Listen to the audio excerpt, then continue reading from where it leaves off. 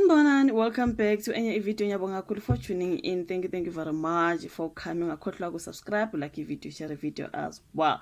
Now sisasodabeni lwenkosi kunalapho engifunda khona ke bekhuluma ngokuthi isonto la kaShembe alivumeli noma ubani oyilungu la kaShembe ukuthi ke enze ke umsebenzi ngoJanuary something like that. Ngiqeda ukubona Samuel Kadeli Sanbethi kukhona bakhala ngokuthi inkosi ishada kanjani ngoJanuary because when it comes to the Shembe church members no one is allowed to do any ceremony in January.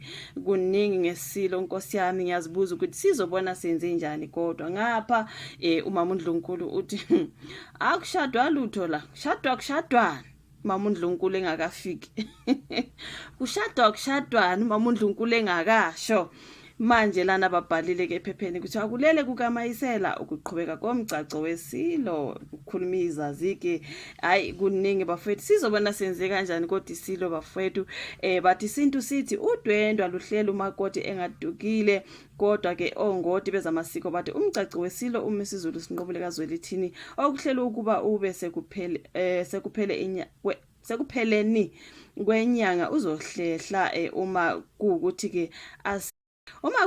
ke asiyo ukosha indesheni kuNdlunkulu untokozo kaMayisela Zulu. Izazi zamasiko zithe isilo asikwazi ukuphambana nezinkantolo zathi into engalekelela ukuba imbube iye kwencenga kuNdlunkulu kaMayisela ukuba ayivumele ukuthi iqhubeke ishadele nguNdlunkulu uNomzamo Myeni. So kusathombe ukhiye namanje ngomgcaco okuhlelo ukuthi ube ngoJanuary 26 nonyaka njengoba kuNdlunkulu kaMayisela efake isicelo sokuba omiswe emaphepheni awafake enkantolo enkulu yaseMgungundlovu. uNdlunkulu kaMayisela uthe imbube ayinalo ilungelo lokuthatha omunye uNdlunkulu ngoba yashada umshado omhlophe naye. uNdlunkulu kaMayisela ke uthe njengoba beshada umshado omhlophe umthetho awuvumi ukuthi omunye wabo aphinda ashade omunye umuntu. uKaMayisela nembube bashada umshado omhlophe ngo-2021 enquthu ufuna ukuthi ke isicelo sakhe silalelwe ngomsombuluko. So emaphepheni ke asenkantolo kaMayisela uthi akayivimbi indlulamidi yamakhosi ukuba ithathe omunye uNdlunkulu kodwa wathi ufuna ukuthi iqale ixoxe lendaba. Ongoti bezamasiko bathe into engasiza isilo ukuthi sixoxe noKaMayisela. Usolwazi waseNyuvesi KwaZulu-Natal uSihawu Ngubane uthe indaba yonakala ekuqaleni ngesikhathi isilo sishada umshado omhlophe. Ukuba isilo saqala ngawo umshado wesintu ngabe siyakwazi ukuqhubeka sibathathe abanye. uNgubane uthe izinkantolo yizona ezinamandla kulesi sikhathi esiphila kuso. Inkinga lana kuhlangene isilungu nesintu kutholene phezulu inkantolo nesiko asazi ke ukuthi yipi ke eyophumelela. Na uNgubane uthe yena ubengaluleka ke ngokuthi isilo sike sithi ukubamba amatomu when it comes to this. Now usolwazi uJabulani Maphalala uthe isilo kufanele silalele umthetho wezinkantolo. Isilo asikwazi ukwenza okuphambene nezinkantolo ngoba kungasuka ukukhuluma bese kuthiwa ke sizibona ukuthi singubani sona ukuthi singenza okuphambene nezinkantolo.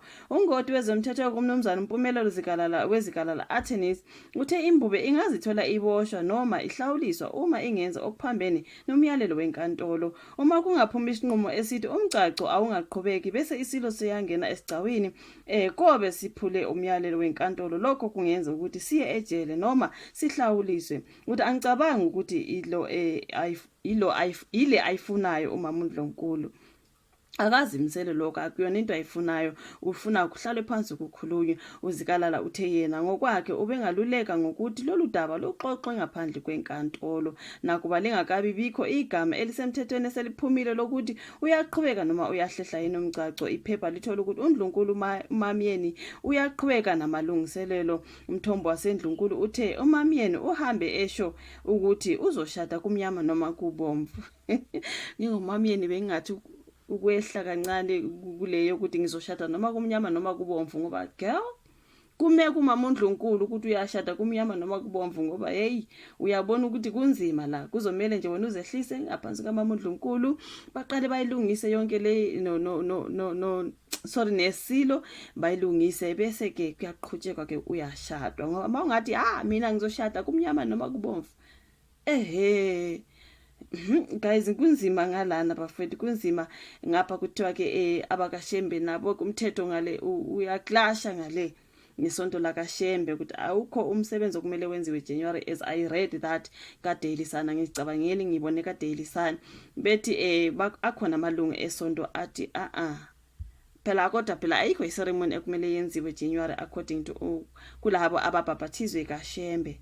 Angazi ke lokuchaza ukuthini bafowethu noma ngoba nangapha ke kusamele isilo simeke sho ukuthi sihlala phansi noma uMdlunkulu baxoxisane babone ukuthi manje baqhubeka kanjani ngalolu hlelo, ngoba ke ngiye ngafunda somewhere la umama uMdlunkulu bethi yena uma ekhuluma nesilo siyanqaba sithi hayi ayikho into enjalo, angishadi umuntu mina, akukho umshado engiwenzayo.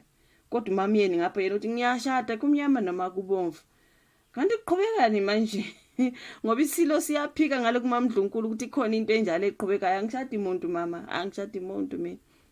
My queen, akekho umuntu engimshadayo. Angithi ukuthi sikufundile lokho ngiyenzile ivideo. If you do watch all my videos engiwenza ngesilo nomama uMdlunkulu, kuthiwe bathe mabekhuluma nomama uMdlunkulu uthe yena uma sibuza isilo ngomshado waso lo qhubekayo, isilo sithi ayikho into enjalo. So which means isilo masiya kumama uMdlunkulu siyaphika, masiya kumamiyeni sithi siyashada wena mama. You know what I mean? So akulungiswe la isilo asilungise into ezithile bafowethu, sihambe ngeqiniso, kuhlale phansi nomama uMdlunkulu abikele ukuthi ukhona umama kumele ashade umamiyeni. Because lento yokuthi manje maya kumama uMdlunkulu aphika ade akashade kodwa ngabe beqhubeka ngomshado abone yena seseviwa ngamaphepha divorce. Akuningi bafowethu ebengapha umama yena ethi hayi mina ngiyashada ngiyaqhubeka nje ngamalungiselelo ngizoshada noma kumnyama noma kubomvu. What if it doesn't happen? Umama uMdlunkulu ngabe kunyala kaphansi ethi ayenzeke ngeke ize yenzeke.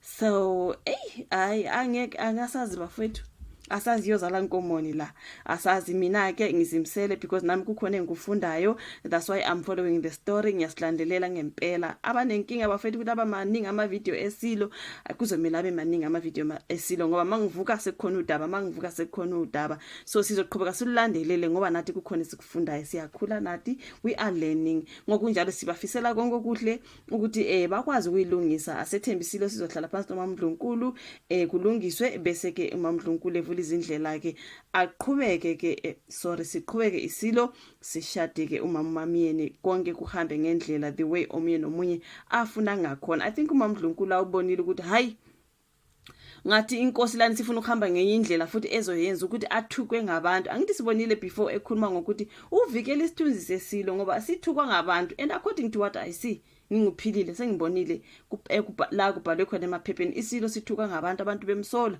ukuthi isilo bani lezi. Hayi isilo sasikhona kudala, manje akunankosi ngoba inkosi yenza u1 no2, inkosi enjani edivorceayo, inkosi ukuthuka ngabantu. Lokho yikho kungafunwa ngumama uMdlunkulu uthi angiyivimba ukuthi ngashada, but ngala manje ukuthi azehlisa isithunzi athukwe ngabantu.